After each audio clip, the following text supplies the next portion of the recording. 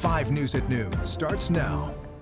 Right now at noon, state leaders are remembering and honoring the loss of Arkansas Senator Gary Stubblefield. We'll have the words they're sharing coming up.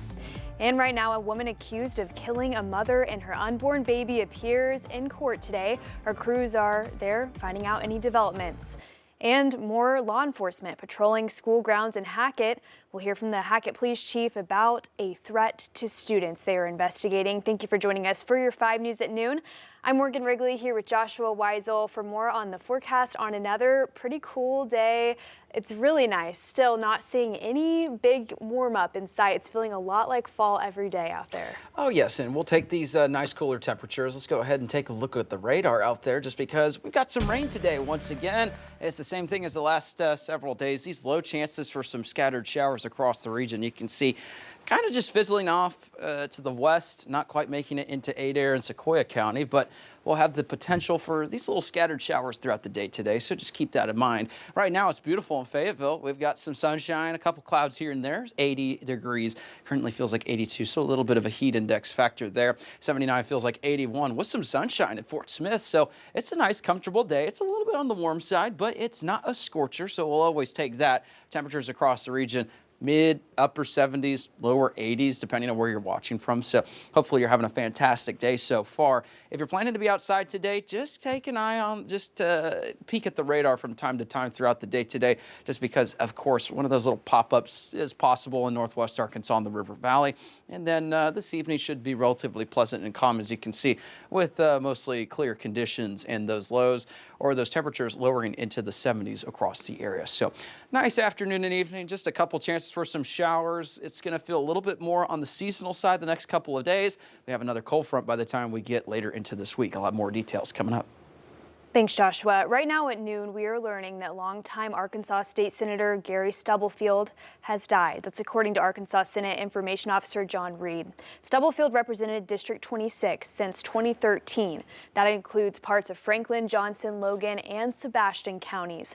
Before he was elected to the Senate, he served a term in the state's House of Representatives. It's unclear right now how he died. Senator Stubblefield was 74 years old. Governor Sarah Huckabee Sanders released a statement on the passing of Senator Stubblefield. She says, in part, his passing leaves a hole in the Senate that will be hard to fill. My prayers right now are with Kathy, the Stubblefield's 2 children, and all who knew and loved this hardworking public servant.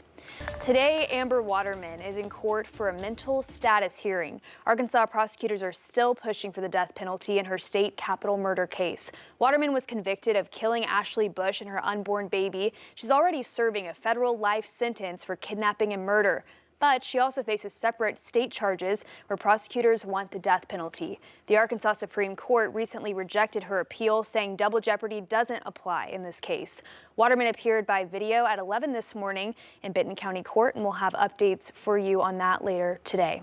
Sebastian County Sheriff's Office says a minor has been arrested for making threats against the Hackett School District. Deputies say they started investigating Monday after receiving calls about messages threatening a shooting at the schools today and warning that harm could come to many students. The sheriff's office was able to track the messages back to the minor, leading to that arrest. Even though somebody has been arrested for this, I just decided we would come out here as a show of force and support for the school. I consider, and all my officers do too as well, that these are our kids and we're going to make sure they're safe. Officers say they're committed to aggressively investigating any threats to the safety of students, and they'll have an increased police presence all around the school for the foreseeable future.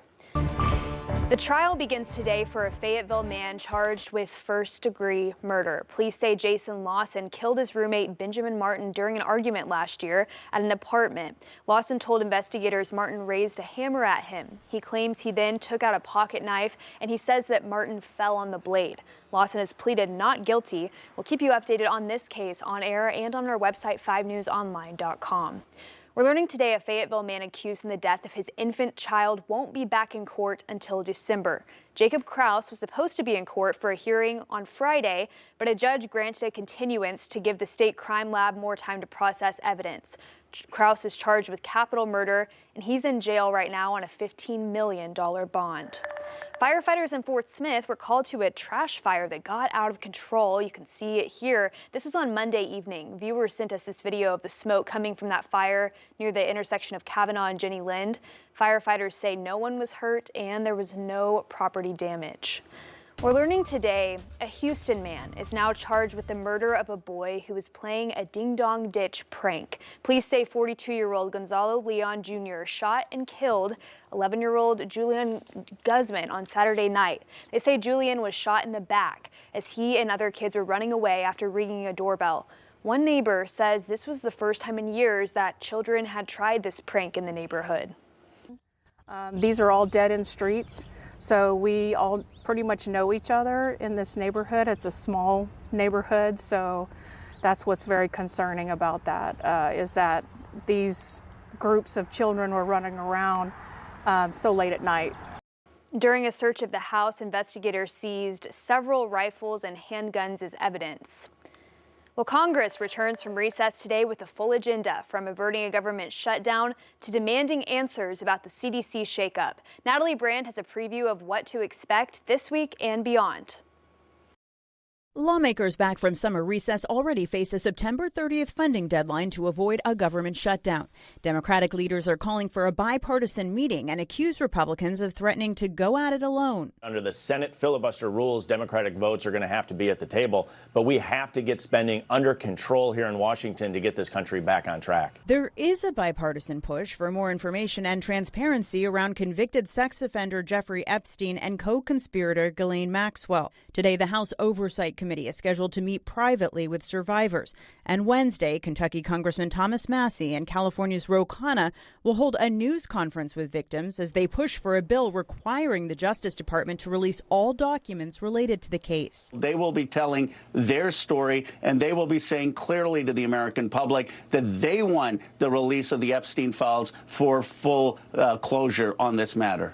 Following the Trump administration's shakeup at the CDC and firing of Director Susan Monteraz, there are also calls from both Republicans and Democrats for oversight and answers. A New York Times op-ed from 9 former CDC directors and acting directors accused Health and Human Services Secretary Robert F. Kennedy Jr. of endangering public health, pointing to recent cuts at the agency and changes to vaccine policy. The concerns that they outline are really about politics and ideology taking precedence over public health and science. Secretary Kennedy will face questions on Thursday, testifying before a Senate committee, his first appearance on the Hill since the agency's overhaul. Natalie Brand, CBS News, the White House. The search continues for survivors in Afghanistan after a massive earthquake struck the eastern part of the country. The Taliban reports the powerful 6.0 magnitude quake killed at least 1,400 people and thousands more were wounded. Some of the injured were airlifted by the few helicopters still operated by the Taliban and taken to overcrowded regional hospitals that are struggling to cope. After decades of war, Afghanistan remains one of the least developed countries in the world. And with U.S. aid cut off and refugees returning to devastated villages, the big question now is how to get help to the areas that need it the most. Well, China is celebrating the anniversary of victory in World War II with the leaders of Russia and other nations, but not the United States or its most important allies. This follows a summit that showed nearly all U.S. rivals lining up on the same side. North Korea's dictator Kim Jong-un, who rarely leaves his country, joined the celebrations this morning. Anna Corinne has more from Beijing. Behind me on Chong'an Avenue, China will host its biggest ever military parade to commemorate the 80th anniversary of the end of World War II. For Chinese leader Xi Jinping, this will be a moment of glory. As Commander-in-Chief of the world's largest armed forces, he will watch as tens of thousands of troops march towards Tiananmen Square, showcasing the country's newest military hardware. Among the guests attending, Russia's President Vladimir Putin and North Korean leader Kim Jong-un.